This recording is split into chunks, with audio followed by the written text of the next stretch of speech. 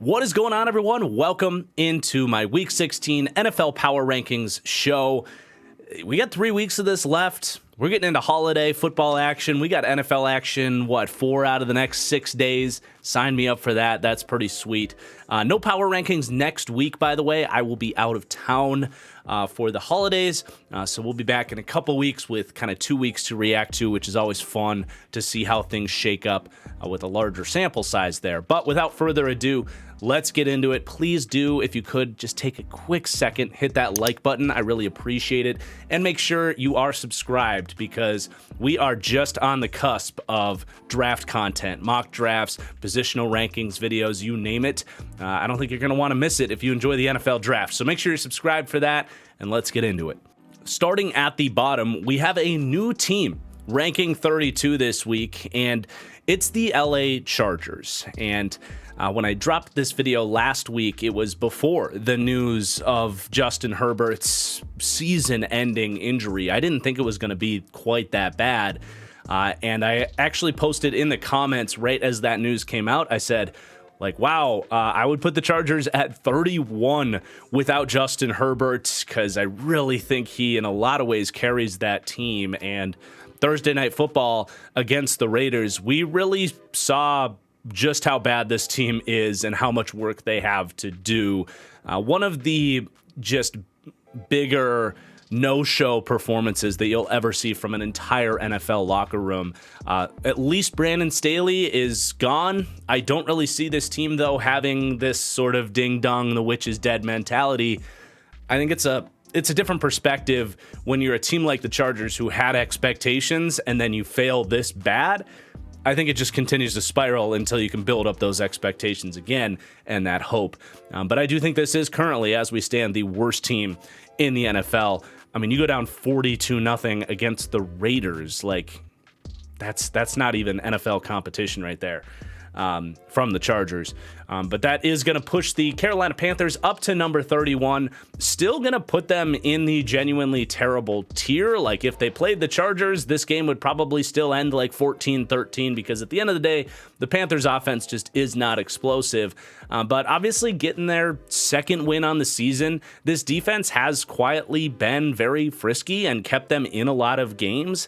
Derek Brown quietly having one of the better just overall defensive seasons by a defensive player this year. He's been a monster at defensive tackle for them. And, they've really struggled to close these games late. Well, this week they get kind of a gifted interception from Desmond Ridder, one of the worst picks we'll see on the season. Bryce Young made some plays, extended the drive, and they go and walk out of this game with a 9-7 victory. Again, I think this team is trending towards maybe being more of a frisky team, but let's see it again next week against Green Bay. But that is going to end the genuinely terrible tier and have us climbing up to the bad but frisky tier. These teams, of course, have no playoff hopes, but any given week you still have to, bring it. Otherwise, they will sneak in and upset you. So that's going to start with the New England Patriots. They do fall to the Kansas City Chiefs. Not a ton to really add from their performance. It was kind of an expected day from Bailey Zappi and company, a lackluster offensive showing. And then the Washington Commanders at number 29. They are going to stay put in terms of the ranking. But, I mean, man, this defense, Ron Rivera has done nothing to fix this. In fact, they've gotten worse since firing Jack Del Rio as the kind of scapegoat there. It's just very clear that this team is treading water. And then to kind of pour salt in the wound, Sam Howell sort of gets benched in this game. They put in Jacoby Brissett. It's just, every week I'm feeling less and less confident that Sam Howell is a franchise quarterback, especially when you see Brissett step in throwing dimes. I mean, at least Brissett looked really good. Maybe that continues. But yeah, this team is just starting to look towards next season and wondering who's going to be coaching this thing and who's going to be quarterbacking this thing next year. Then we have the New York Jets at number 28. They get just demolished by the Miami Dolphins without Tyreek Hill. Like, that is not a good loss to get just blown out in that way. Zach Wilson leaves the game early. They get right back to that disaster class quarterback situation. Plus, the offensive line is just a mess. So they are going to fall down 3 after showing maybe some minor signs of life last week. But then the Pittsburgh Steelers at number 27, the biggest fallers in the power rankings this week, -9. And it's just, this was due time. I hadn't dropped them too much the last couple of weeks as we kind of waited out the Kenny Pickett injury and saw, maybe if they could bounce back in a way that the Steelers typically do. But the reality is, forget the 7-7 record for a second. This is a horrible football team right now. The last 3 weeks, this team has been blown out by the New England Patriots, the Arizona Cardinals, who are going to be our next ranked team. And then, they started hot against the Colts, but just could not keep pace with the Indianapolis Colts. Like, this is a really bad football team right now. And number one, Kenny Pickett is injured. We don't necessarily know if and when he's going to return this year. But even if he does, is that some dynamic boost to the offense? I mean, it's obviously better than Mitch Trubisky, and you'd probably bump them up a few spots here, but I don't think that gets them out of the bad but frisky tier. The Steelers they're in a really tough spot right now, not just for this year, but they're going to have a lot of questions heading into next year as well, I think. Then we do have the Cardinals at number 26. I know it sounds crazy to bump them up after not the best showing. Just a really tough day. They run into the Niners. Kyler Murray had by far his worst game of the season, just putting the ball in harm's way too much. Budda Baker leaves this game, who's like a kind of a linchpin if they're going to try and stop the run after catch machine that is San Francisco. So, they got steamrolled by the Niners, but I mean, they did just like crush the Steelers a week ago. So I think they are still at this point in time a better team. Just a really rough week for them. Ironically, they're going to get a +1 just because of, the Steelers and Jets didn't look any better, right? So there's your Cardinals. Then you get the Giants at number 25. Tommy DeVito looking much more like Tommy DeVito this week. The Giants' offensive line looking much more like a problem than it wasn't really the last few weeks. This defense can only keep them in so many games. It's a different thing going from, you get to play a squishy, loose Joe Barry Packers team that's not going to get in your face and make these low-level receivers beat you one-on-one. Brian Dable can scheme into zones, but there's very little this team can do when the receivers aren't getting separation because you're playing a man coverage team, and then your offensive line is going to show up as an issue much quicker there when you can't get the ball out. So the Giants are just a very one-dimensional team. Their playoff hopes died this week with a loss to the Saints, I think. But it's nice that Dable has gotten this team to show some life, at least the last few weeks, as they look towards next season. Then we have the Tennessee Titans at number 24. They've been so much more competitive in the last month of football or so. A big part of that is Will Levis and his dynamism as a quarterback. The defense is playing better. They end up kind of, letting the Texans back into that game and end up losing it in overtime. But ironically, they're also going to go up +2 this week. A team that I think is generally kind of getting back on track with the whole Will Levis being their quarterback for next year, and what he's kind of looked like. Then we have the Las Vegas Raiders, who I am going to keep in this tier. Raiders fans, I'm sorry. I know you just had a dominant performance, and Aiden O'Connell 2 of the last 3 weeks has really impressed me. I'll give them that, and I think Antonio Pierce is definitely like solidifying himself, in my opinion, as the guy that should be their coach next year. This team is clearly playing hard for this the locker room and this group of guys. And they remind me a little bit of those Texans teams post Deshaun Watson, where maybe Pierce isn't the long-term guy. Maybe he is, and he's just this great coach. I would love that. But maybe this team is looking at this saying, similar to when the Texans rolled in there with, David Culley and Davis Mills as their quarterback because no one wanted those jobs. Maybe Aiden O'Connell and Antonio Pierce can kind of keep the locker room afloat and let this team just you've got to raise the depth and core talent and just overall coaching level of this team. But it's clear that these guys want it, and that's a good starting point from a culture perspective, just as the Texans kind of had to establish in Houston.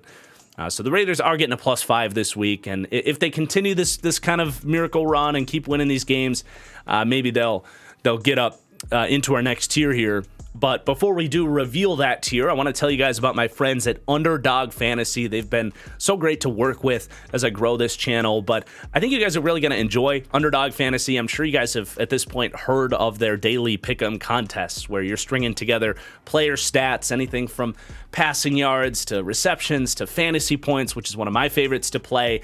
And you can get up to 20 times your entry if you hit on all of your picks. In fact, they now have like individual multipliers. So I had one hit at 30 times this week. That definitely was a big win. I mean, we got games left and right this week. It's a great week to sign up. A little extra interest in those maybe Christmas Eve games, or like that horrible Chargers game on Thursday night. I ended up losing my entry, which was like $5, but it at least kept me entertained, right? Because I was waiting to see if Quentin Johnston was going to get his 40 receiving yards or whatever. So that's what I love about Underdog, is even if you don't win your slip, it just it's like buying a ticket to the movies or whatever. Like, it's going to increase your interest in the game. So if you want to sign up at Underdog Fantasy, use promo code TFG, and they'll match up to $100 on your first deposit. You'll support my channel in a big way. I really appreciate it. And let's get back to it. And then for our next tier, I am going to bring back ShrÖdinger's box of cats. And a lot of people coming in the comments, letting me know I'm horrible at explaining what Erwin ShrÖdinger's box of, ShrÖdinger's cat was all about. But for lack of a better way to explain it, and I'm sure there's people in the comments that could do a better job, he's got a contraption with a box, and he sets a cat in the box, and then the contraption may or may not trigger a radioactive reaction that would kill the cat. And then the theory to go along with this experiment is that as long as the cat is in the box, we don't know if the cat is dead or alive. Therefore, its state of living is both dead and alive, or neither dead or alive. Again, not the best explanation, but I love this parallel for NFL teams at this point in the season, where we have this cluster of teams that some have playoff hopes, some are playing really well, but maybe don't have playoff hopes. They're neither dead or alive, right?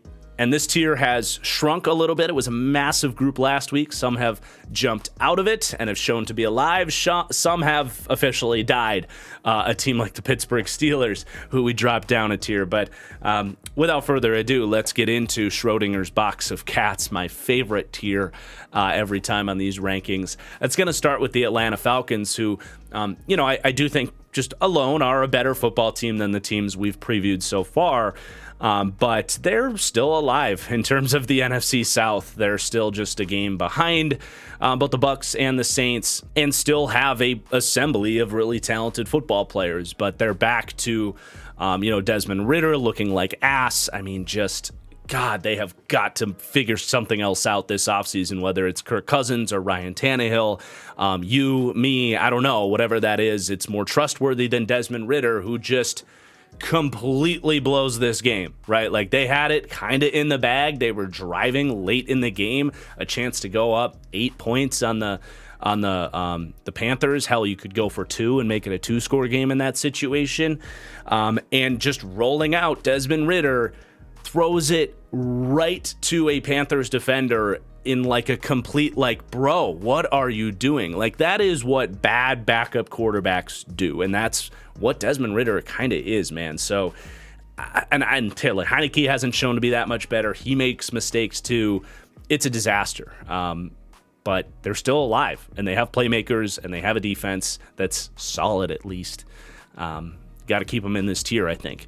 Then we got the Chicago Bears at number 21, who I think impressed in the loss this week. I know they were going against a Browns offense that is completely derailed by injuries, but I continue to be relatively impressed by, not relatively, just straight up impressed by the job Matt Eberflus has done for this defense. They very much kept them in that game. The play where the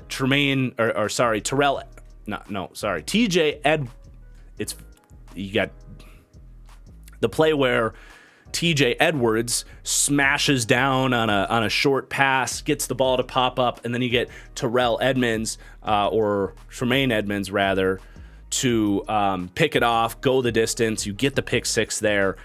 I mean, that was their free agency class for the most part right there, right? Was those two linebackers making a play. You got Montez Sweat, really brought some life to the pass rush there. The guys in the back end, Jalen Johnson, all these guys kind of playing in sync in Eberflus's defense in year two. And whether Bears fans like it or not, I think Eberflus is definitely back next year. And I mean, I liked it when they hired him. He's a good defensive mind, and it's showing through. The offense has their ups and downs, and Fields makes some explosive plays. And in this game, Fields was kind of like bad for the most part, but he made some incredible plays that his receivers then really let him down. Guys like Robert Tonyan and Tyler Scott. So a very polarizing day for the offense against a really good Browns defense. Overall, I think the Bears are a very competitive football team right now. The loss hurts in terms of maybe they could have gone on this miracle playoff run. It's going to be pretty damn tough to get in, winning out and going 8-9 and getting in. It would have looked a lot better at 6-8, but I still think this team is playing. They have a lot to play for, right? So the Bears are tough out right now. And then you got the Green Bay Packers at number 20. It's just so sad how predictable this was with Joe Barry returning as the defensive coordinator. It's extremely similar to what we witnessed in Pittsburgh with Matt Canada, where we all know going into the year that this guy's a fraud. The system is broken. It's just all of these other Fangio tree coordinators have been fired at this point, except for Joe Barry. And then you have to look at Matt LaFleur at this point. It's like, bro, I know he's your friend, but we can all see it. The frickin' Onion is writing articles about how big of a joke it is that every play you've got these D-backs playing 10 yards off the line of scrimmage, just inviting all of these throws. I mean, Baker, also eerily familiar to same system, same coaching tree. Ed Donatel gets Daniel Jones paid in New York. I think Joe Barry just got Baker Mayfield paid in Tampa Bay. I mean, that was an embarrassing defensive performance, and it really ruined what was a good day for the offense. Jordan Love played very well. He kept fighting back, but he just could not match stride for stride against his own defense. So it's, and this was last week too. I mean, look at the difference between Tommy DeVito going against the Saints this week against a team that recognized what the opponent was, not even changed their game plan, but played physical, played defense like they wanted to play defense instead of what the Packers did against the Giants the week before. And it's not a good offense with the Giants. But when you get to play the Packers, they're going to invite these easy games. And that's exactly what Tampa Bay had. So you've got to drop the Packers. They have a clear defensive problem. I think they have a head coach problem in terms of Matt LaFleur recognizing the problem and making an adjustment. Like, this is similar to when Brian Flores was in Miami and couldn't fix the offense, right? You got to get the right guys on that side of the ball. It's part of the job. So you've got to be critical towards Matt LaFleur as well, who just continues to make the same mistake every single week. And it's an embarrassment for a otherwise supposedly well-run, respectable organization. They are a literal laughingstock. The Onion is posting articles about your defensive scheme because everybody can see it in plain sight. Wake up, Green Bay Packers. Come on. But all that said, they still got defensive talent that occasionally are going to bail out Joe Barry. The offense did look good this week. Their upcoming schedule is Panthers, Vikings, Bears. If they win out, they still very well might be a playoff team. This team's been very up and down all year. I wouldn't put it past them with that schedule to finish strong. We'll just have to wait and see. But I am going to have them below the Minnesota Vikings at this point in time, who really shot themselves in the foot in what was, down in, down out, a pretty good performance against the Bengals. They played a good day of defense until late in the game when T. Higgins just started making incredible plays left and right. But offensively, just the two ugly turnovers by by Nick Mullins. It's unfortunately been an Achilles heel for this Vikings offense. Even when Kirk Cousins was in there, they were fumbling left and right. But they've got to be up there in terms of leading the NFL in turnovers. But even then, they're in overtime. They have third and inches, and they can't convert it on a pair of tush pushes where they're putting their undersized slot receiver behind Nick Mullins as the push guy. Like, just completely choked that away. They still, I think, played an overall good game, down in, down out. I think Mullins, for the most part, made some good reads, made some good throws. They got Justin Jefferson back this week. He looked incredible. So, like, it's not all bad. They're still in a position to make the playoffs. But obviously an unfortunate loss at the same time. But they're going to go up +4 this week just because other teams, I think, have shown worse things. Then we have the New Orleans Saints at number 18. They demolished the New York Giants really on the heels of a dominant defensive performance. But, Derek Carr and company, for all of the talk about they shouldn't have signed Carr and all that, like, it's still a solid offense. It's just, where is this ultimately going is the frustration on top of everything. Very little to say after beating a Giants team that I just don't think that highly of. That said, they've got a huge game on Thursday Night Football to kind of make a statement that we're at least like a playoff caliber team that can handle the Rams. We'll see how that one goes in a couple days here. But then I got the Cincinnati Bengals, who are actually going to lose a spot here down to 17. And this is much more about losing DJ Reader than it is anything else, and other teams just looking a little bit better. But, man, this team is competitive, and they are in a position to make the playoffs here at 8-6. Jake Browning, I like him. I think he's got a ton of fire and competitiveness, but he's been very up and down, I would say. He's had some pretty high highs, some fairly low lows. And also Jamar Chase got banged up in this game too. So a little bit of injury related, a little bit of some of these next teams just impressed me a little bit more. But they're definitely hanging around as a kind of good middling team in a good spot in terms of their standings. But then we do have the Bucs at number 16, who I think just earned the jump here, right? Like, they earned the right to be above the Bengals, and they're definitely trending towards getting into that next tier. I have been impressed by them the last month of football. Really, the offense, Baker Mayfield is really settling in this system. Him, Dave Canales, the emergence of Rachaad White as a legitimate playmaker here, and really how to use him has really opened things up. What he does in the receiving game as an extension of their run game has been such a change for this team because they can't really run the ball all that effectively, though it's been better the last couple of weeks, and that's been a plus for them too.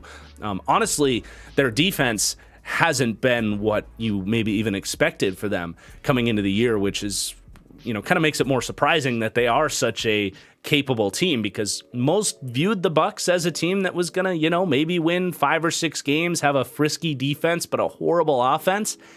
That really hasn't been their identity this year. So we continue to kind of learn what this group is, what Baker Mayfield is, what the offense is, but they're definitely trending in the right direction. And even though they played a squishy Joe Barry defense that was an easy matchup for them, they still went out and took it and certainly impressed. Then the Indianapolis Colts at number 15, and I think Colts fans will be frustrated that I don't view them as a true, legitimate playoff caliber team. I still just don't know that there is a statement win by the Colts. It's a lot of good coaching and not making mistakes and individual efforts, but in a normal year, or if I just ignored the records, would I view this as a legitimate playoff caliber team where I don't really trust Baker Mayfield? I don't think they have a dynamic offense. They have a very leaky secondary. Like, I think this team just has too many issues that could show in, week out, and they just haven't been going against the caliber of opponents that can consistently expose those weaknesses. But at the end of the day, you're still super impressed by Shane Steichen and his play calling, and how the D-line is playing has been a big boost for this team. Guys like Ebukam and Dayo Odeyingbo and obviously DeForest Buckner. Like, that D-line has been really good. They just got Grover Stewart back, so at least that's one really nice strength. But at the same time, like, this is a team that is an underdog against the Falcons this week, right? Like, that's why this tier exists, and I really just don't know that the Colts have separated themselves still from a lot of these teams. But then for my next tier here, this is my playoff caliber teams tier, where teams that kind of any given season I think are, a playoff level team that has a legitimate chance at like winning a playoff game, for example, but really not like Super Bowl contenders in my opinion, because they just have too many red flags and issues.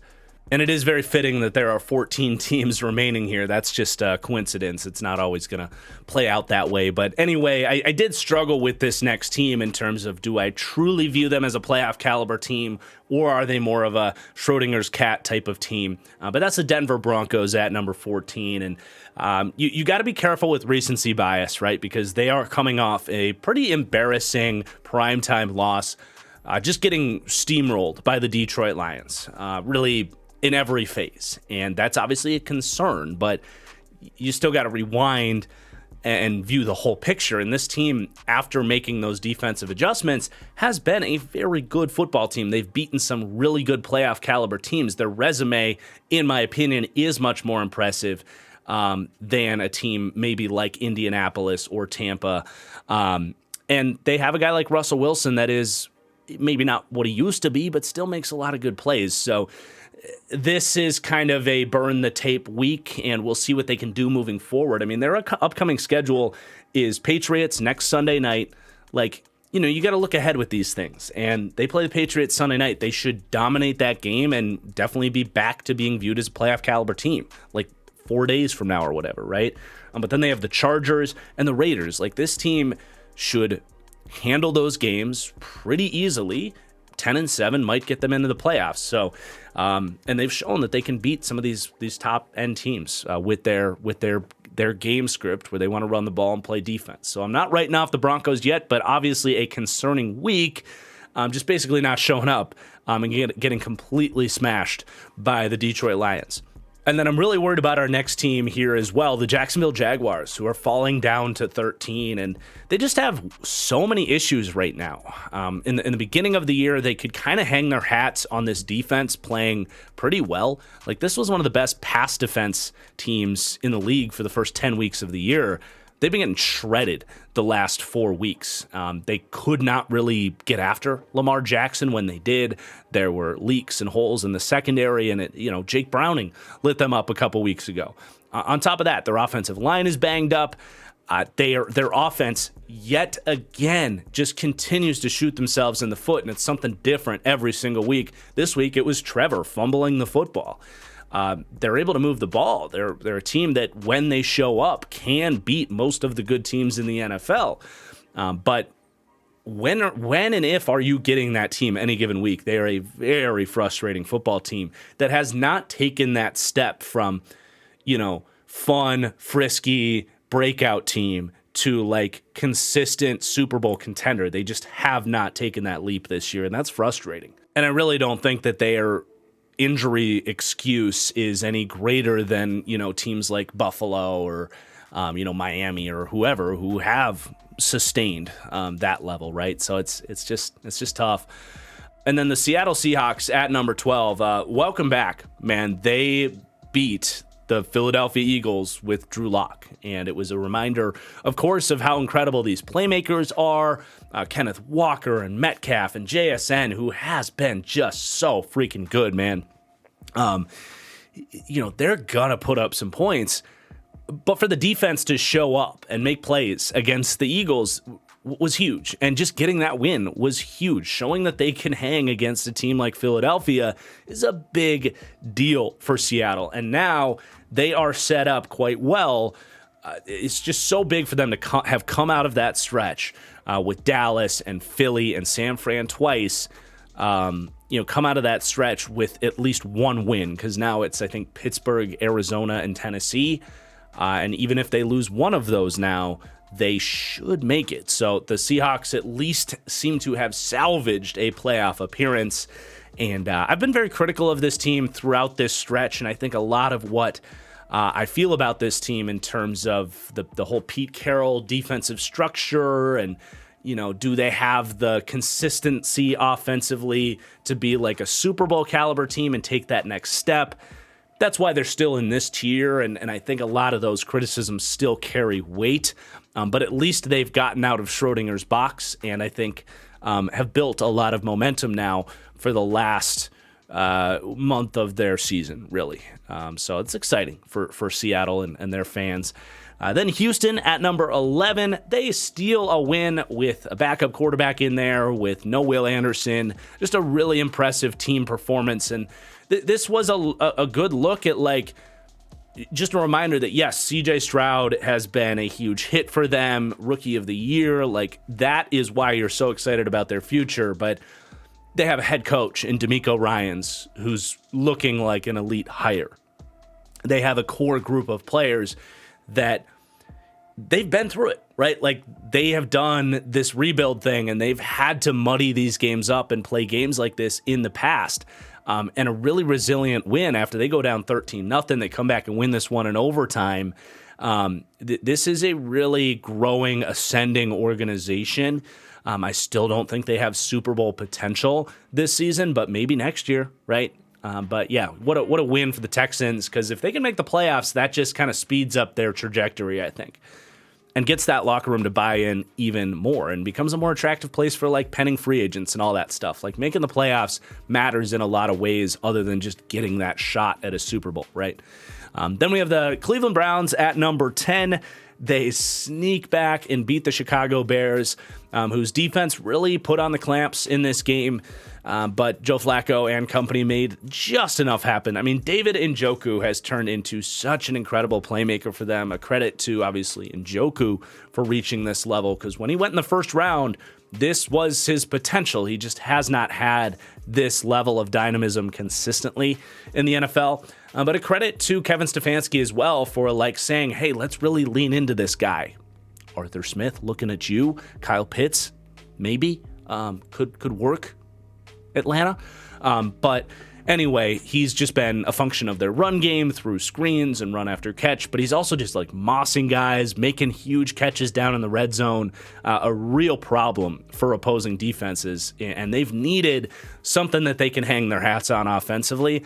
And with that, with Flacco being okay, even though he made some big mistakes in this game yet again, this team can beat most teams in the NFL any given week. It's just, who are they going to be every week? It's very frustrating because of the offense, the state of the offense at large. And even the defense has had some bad weeks here and there, just randomly. But I still like this Browns team, though they are going to drop down 2 spots because I was more impressed by our next 2 teams here. It's just the nature of the power rankings. It's not that I feel better about the Browns than I did last week, but they're going to drop 2 spots in the rankings just because the Rams here at number 9, I mean, you throw out the 2 games where they didn't have Matthew Stafford, and this is a 7-5 team with Matthew Stafford.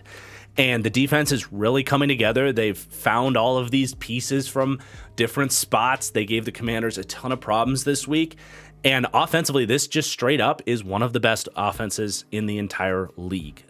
It's pretty crazy that they're a top 10 team after myself and so many people just didn't take them all that seriously coming into the year. We thought, Stafford and Kupp, the injuries would derail this team, but they're just getting hotter and healthier as we approach the playoffs.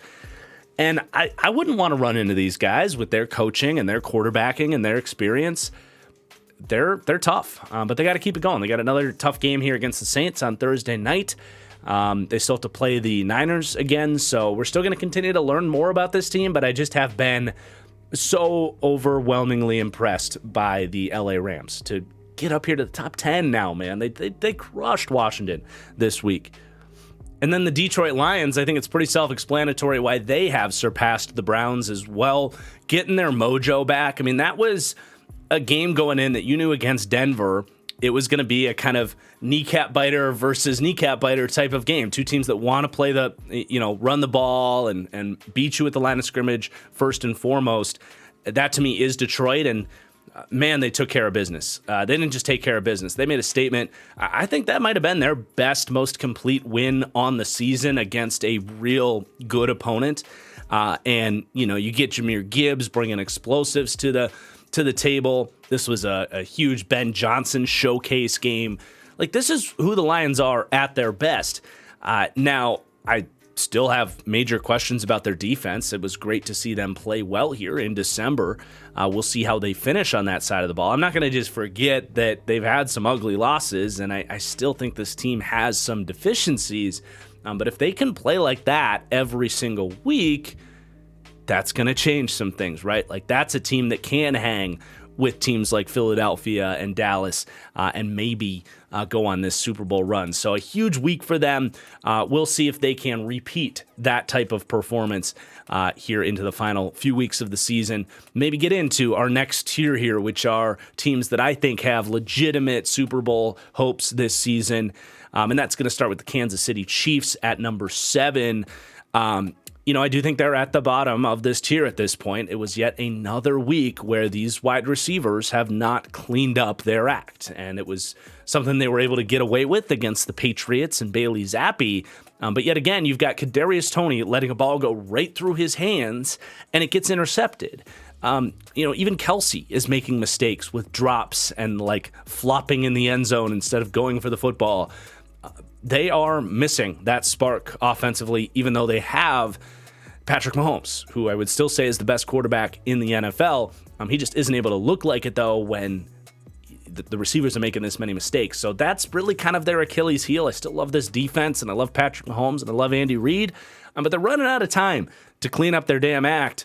And I am definitely worried that one of these, stinker receiver performances could show up in the playoffs. But they do pick up the win, and I think still belong in this tier because of the benefit of the doubt that this team has earned, and who their superstar talents are, including the head coach Andy Reid. But I am gonna push the Miami Dolphins ahead of them. I mean, look, that was like, maybe in a vacuum, they're one of their more impressive offensive performances. I can't say they're most impressive because they literally scored 70 points against an NFL team, but you go out there without Tyreek Hill against a Jets defense and basically are in control from start to finish. Tua plays a clean game against a great Jets defense. That's all impressive to me. And, last week I was saying that their loss against the Titans actually was making a case for why Tyreek Hill should win MVP. But this week, not so much. Like, they were perfectly fine without Tyreek Hill. Jalen Waddle stepped up in a big way, and Tua impressed, along with that run game that's been so good this year. So I didn't really want to panic after they blew the late lead against Tennessee, and I'm glad I didn't. I think this team is a notch above Kansas City because of their offensive potency. And defensively, I think they're very good. Like Bradley Chubb, huge week here. If he can play like that, and him and Van Ginkel can kind of make up for the loss of Jalen Phillips, might change some perspective on some of the things we've said about what that injury means for their defense as well. So a good week for Miami, going up a spot. But then the Philadelphia Eagles at number 5, who have lost 3 straight. I mean, I still trust, similar to what we said about Kansas City, I still trust the talent here. I mean, I know Jalen Hurts can show up in big games, and you've got these receivers in the O-line and blah, blah, blah. We've well documented the talent that the Philadelphia Eagles have, but they have deficiencies that even showed when they were starting to lose games. I mean, the secondary and the defense is not what it was last year. And their play calling, they miss Shane Steichen. It has not had the same rhythm and flow. And then, man, Jalen Hurts, once you literally don't have a God squad around you in terms of perfect play calling, perfect O-line, perfect receivers, great run game, like perfect health around you, you peel back some of the layers and you have a good quarterback, but you don't have a guy that can make up for deficiencies. He's got horrible pocket presence and just hasn't been that kind of like MVP candidate like he was last year. So, they're still in the mix here for the Super Bowl. I think they can get things right here, but they got to do it quickly, and they got to stop this spiral. maybe a bounce back week against the New York Giants in Philadelphia this week could be a pretty good opportunity for them to do that. But then at number 4, I struggled, and I think people are going to be curious kind of whether I have Dallas or Buffalo at number 4, because I do think those are going to be the kind of consensus number 3 and number 4 ranked teams this week for the most part. Again, I struggled with this. I am going to put the Bills at 4 and the Cowboys at 3. Because I still think the Cowboys' entire breadth of work is more impressive. They are just a week away from blowing out the Eagles, a team that beat Buffalo a few weeks ago, right? So, you can't just react to one week. But obviously concerning for Dak to basically blow the MVP this week. Like last week, after they crushed Philly, I'm saying, look, Dak's been perfect. He's been protecting the football. He's been a surgeon, the best field general type of quarterback in the league this year. And then that happens. It's just, 4 turnover-worthy plays, putting the ball in harm's way. The offense can't do anything against, in my opinion, a Bills defense that is well-coached, and McDermott's doing a good job with that group, but it's not a particularly talented defense. It's really not. And they got steamrolled by the Bills. So that's my explanation on Dallas. I still think their breadth of work is impressive. I think they can bounce back. Don't want to overreact to one week, but you're obviously concerned, especially when they have this aura hanging over them of a team that can disappoint. Now, I know I'm talking in circles here, doing Dallas first, and maybe that should tell me that Buffalo should just be number 3. But what a win for the Bills, man. And what a month for the Bills, really, since they fired their coordinator.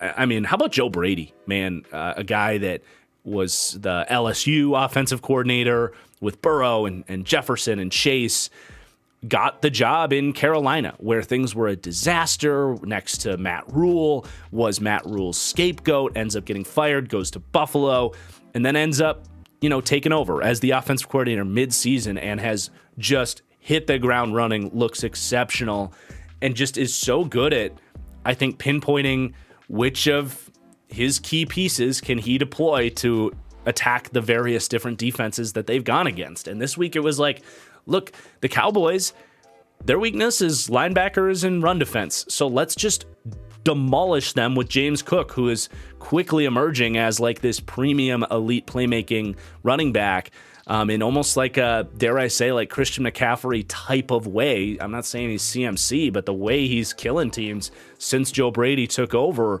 it's not entirely dissimilar. So you're so impressed there. Josh Allen has played really clean football under Joe Brady's offense as well.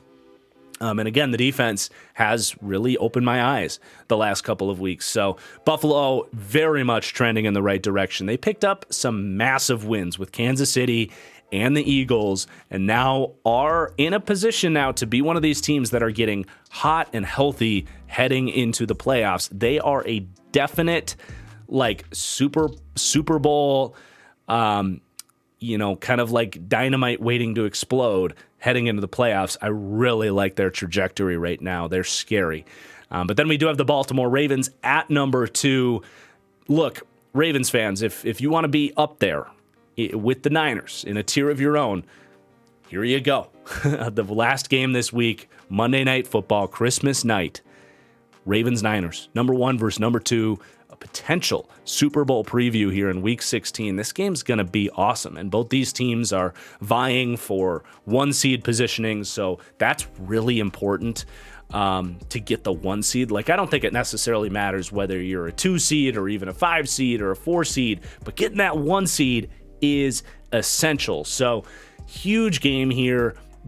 All the stakes on the line. In terms of the Ravens, what another impressive win against the Jags. I mean, Lamar really made stuff happen, man. Some of the plays out of structure that he was bringing to the table, he has really wowed me with his pocket presence this year, being allowed to kind of thrive as a pocket passer much more.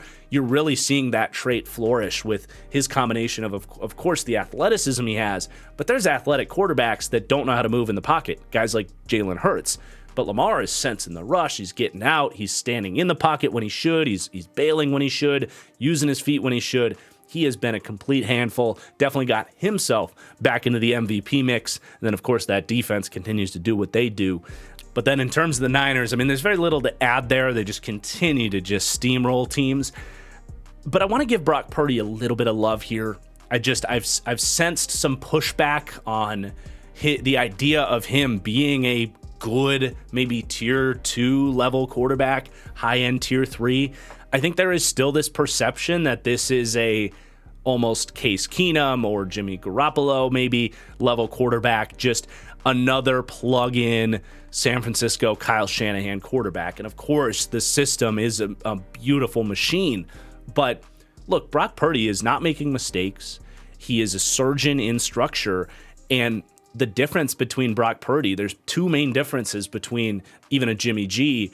Number one is he is not every other week making these back-breaking, stupid throws that invite teams back into the league, or just complete airmails that end up in the hands of a safety over the middle of the field, like Jimmy G always would, or what maybe a Nick Mullins might do in this system. So that's a big difference. But number two is you got to acknowledge the things Brock Purdy is doing out of structure.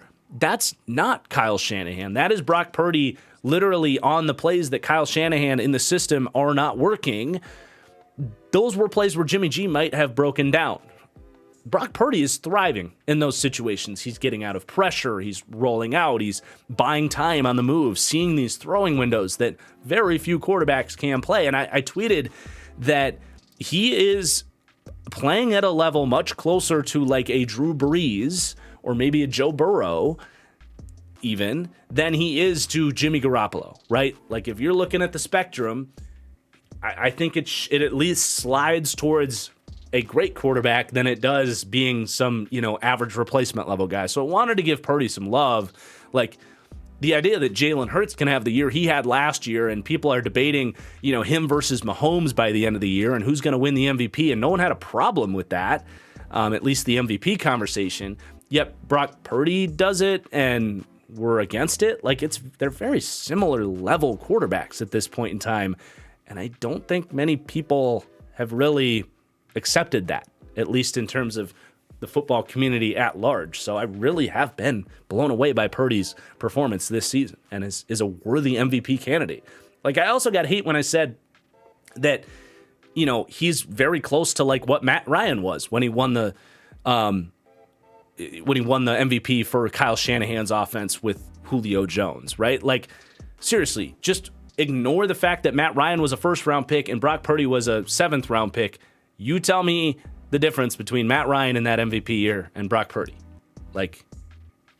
So I wanted to give Brock Purdy a little bit of love. I think he's playing excellent football, and he's a very good quarterback that just happens to have a noodle attached to his right shoulder blade.